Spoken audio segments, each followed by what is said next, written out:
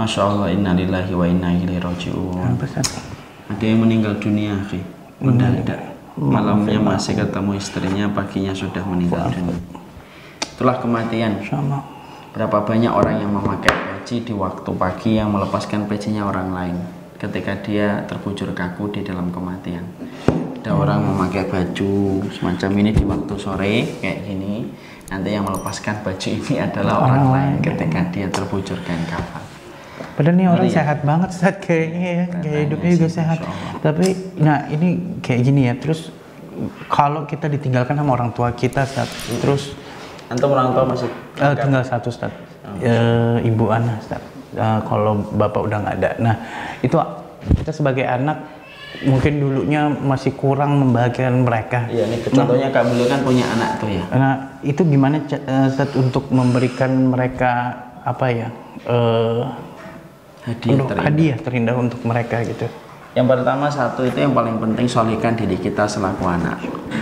Antum kan selaku anak nih. Kalau antum jadi anak, orang tua antum meninggal dunia, ibu saya meninggal dunia, kalau kita nggak solih, doa kita nggak akan diterima untuk disampaikan kepada mereka yang terbujur kaku. Jadi kalau ibu kita meninggal kayak saya 5 tahun lalu, solihkan diri kita. Karena kesolehan diri kita sangat berpengaruh terhadap doa yang kita panjatkan untuk orang tua kita. Kalau kita tidak solih, tidak taat, tidak beribadah, tidak akan nyampe itu permohonan doa kita kepada mereka, karena anak itu akan diterima doanya kepada ibunya kalau sudah meninggal dunia dan bapaknya sudah meninggal dunia dengan satu kondisi dan satu syarat yang ketat, harus menjadi solih. Termasuk salah satunya cara-cara untuk mereka saat menghadapi kematian kali ya Ustaz ya. Kita harus nggak sih, kita harus ada di sisi mereka gitu.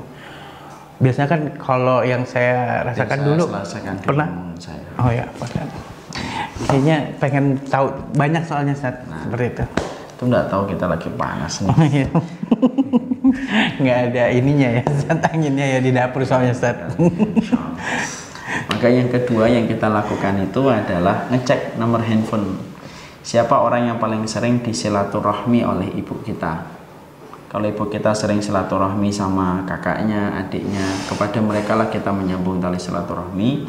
Karena siapapun yang masih menyambungkan tali silaturahmi yang dulu dirajut oleh orang tua kita dan kita menyambung kembali, maka mengalir pahala pula untuk orang tua kita. Antum cek nih nomor teleponnya bapak antum yang paling sering nelfon siapa? Misalkan dia nelpon Bill Gates, antum telepon Bill Gates, contoh. Antum sombong juga ya. Maka itu harus kita lakukan ya. Kalau ibu saya itu cocoknya apa, ngobrolnya dengan fulan-fulan gitu ya. Kepada mereka saya harus menyambung tali silaturahmi. Yang ketiga, infak atas nama ibu kita. Oh, itu bisa ya, Ustaz? Ya, infak atas nama ibu kita. Maka kemudian misalkan saya infak. Tapi kan atas nama ibu saya. Buat saya. Masya Allah. Terus emang infak ini nggak, infak itu juga harus ke tempat yang benar kan? Kamu boleh ntar jadi hak milik Ustaz. Kadang-kadang suka lupa juga Ustaz. Iya, antum suka khilaf atas nama orang tua kita bersedekah. Dan sedekah yang paling baik air. Kita bangun rumah, kita bangun mana itu masjid. Ini kan kayak gini nih, rumah dakwah kita kan belum selesai nih, ada yang mau bantu. Saya mau bantu Ustaz, tapi atas nama ibu saya, Masya Allah. Ya, ada beberapa sisat yang masuk. Itu Insya Allah memberikan kebaikan dan keberkahan. Bisa ya Ustaz ya? Bisa banget.